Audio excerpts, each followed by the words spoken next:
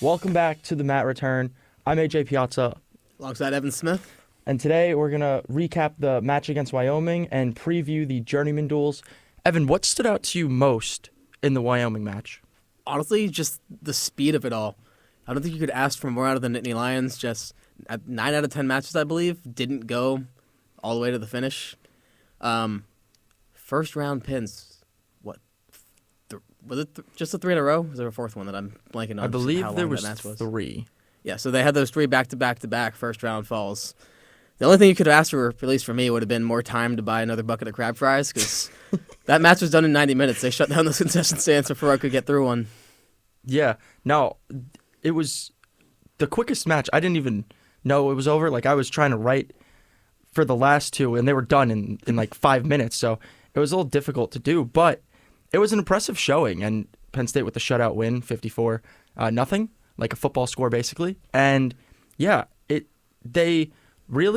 everyone did their job. There were really no slip-ups. And I think what stood out to me the most was Luke Lillidahl. We talked about him a lot. He's been one of the wrestlers that, we're very high on. And I think I can say that was his breakout performance because he finally won by a large margin.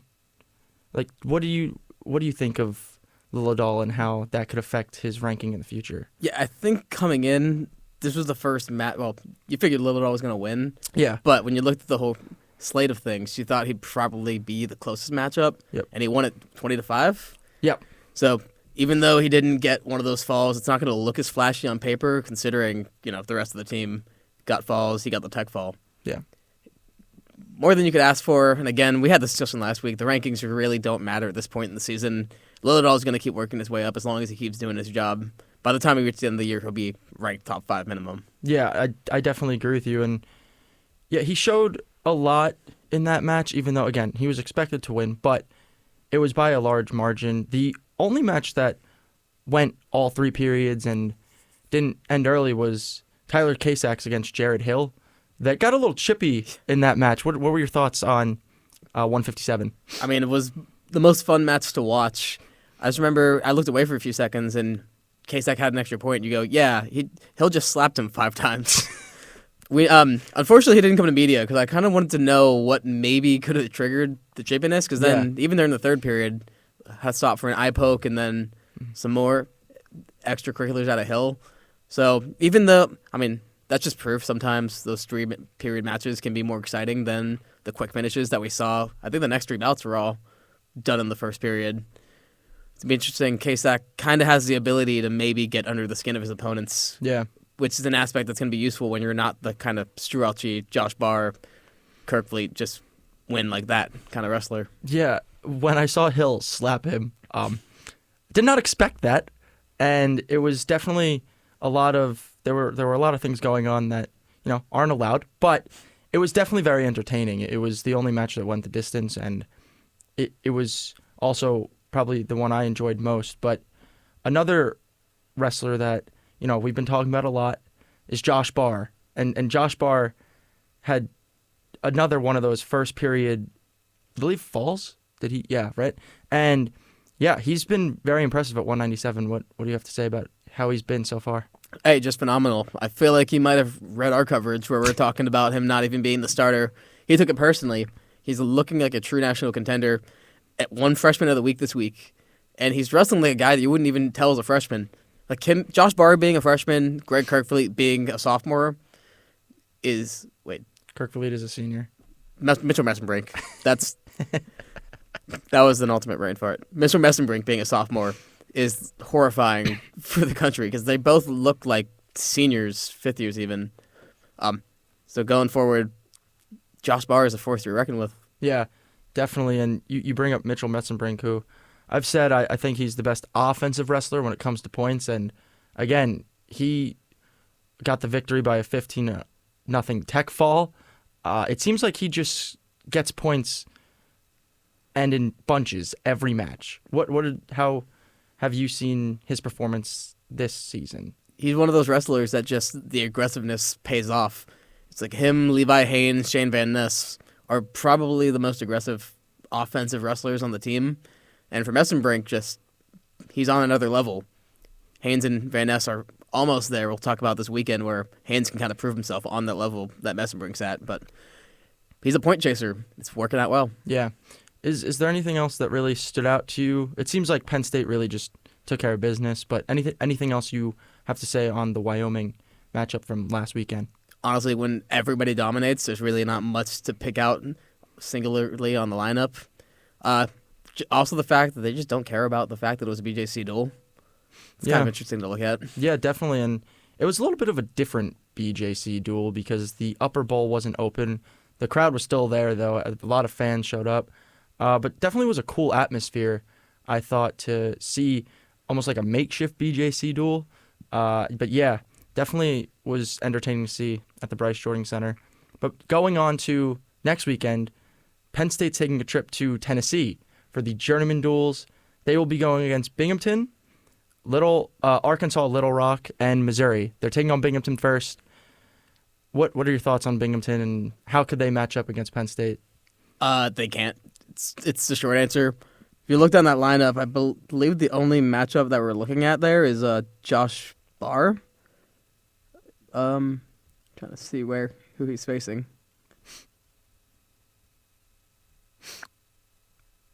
Paper's not lining up here, but case in point, there just those. Honestly, I think those first two matchups should be essentially quick runs for the Lions.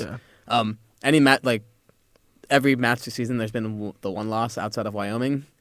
Maybe you can pinpoint that, but the only true test I feel like is going to be Missouri at the end of the night. Yeah, on Binghamton, they don't have anyone that really stands out like Missouri does, like even Arkansas Little Rock does with Bailey. But you never know. They could surprise people, but I don't think they're a great matchup for Penn State compared to the other two teams. I'd say they are statistically the worst team out of the three. But moving on would be Arkansas Little Rock, and they have one good matchup. But yeah, Nasir Bailey's actually outranking Braden Davis. He's at number 5 right now. With that said, though, he's coming off of a loss to a wrestler ranked outside the top 25. So Braden Davis coming back from injury, he's got a chance to rebound a little bit. Davis came off an injury. He's looked good. He had the loss to Ryan Crookham, though, against Lehigh. It was close.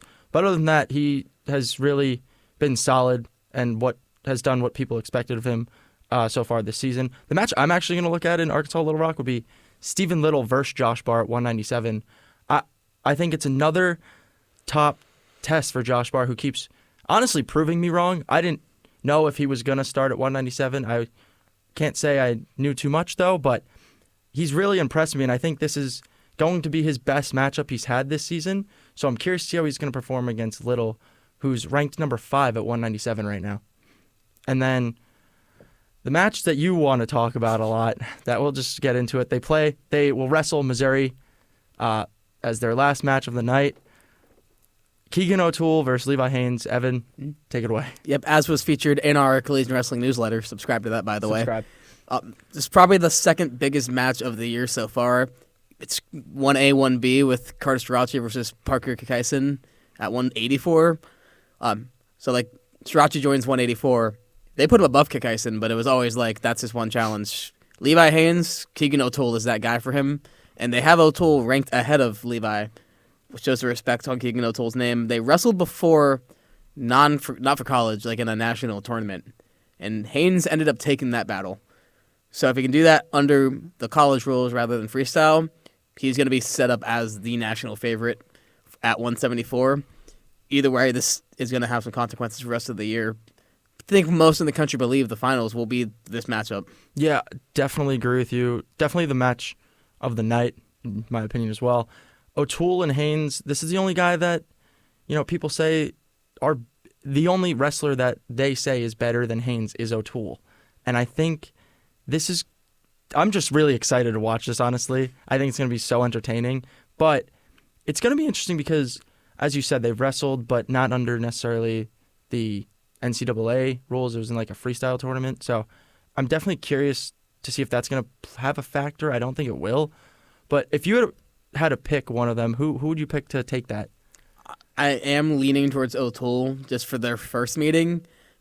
Levi's first match at 174 was at the National Duels. What was the name of that? All-Star Classic. All-Star Classic at Right Call. In that first period in that match, he was kind of more feely than he was aggressive, using his hands a lot, though. I feel like he's going to have that same feeling with O'Toole, but it's just another level of competition.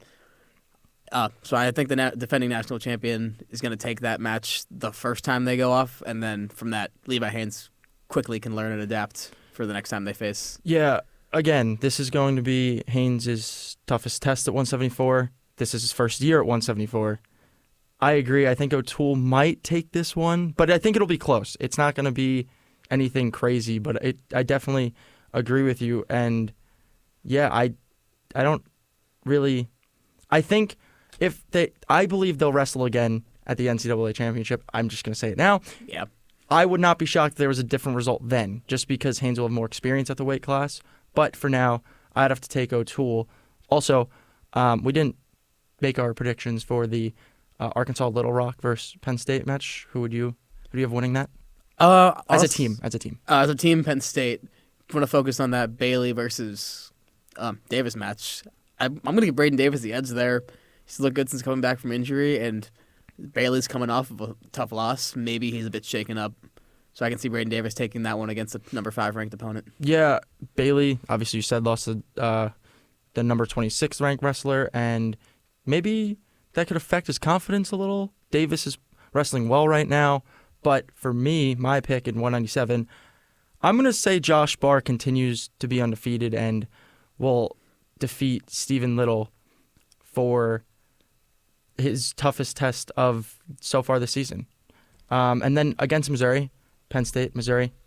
I think Penn State easily takes the team match. If you look outside of that, O'Toole versus Haynes match, it's not really much competition. And we already saw Penn State wipe the floor with a Big 12 team this week. Yeah, I also will have to give it to Penn State. The only real wrestler that stands out to me is O'Toole. Other than that, I don't know how deep Missouri is as a team, but I think Penn State will get the victory and beat all 3 of their opponents at the Journeyman Duels, come out successful. And yeah, that will do it for this episode of The Mat Return. I'm AJ Piazza. And I'm Evan Smith. See you next time.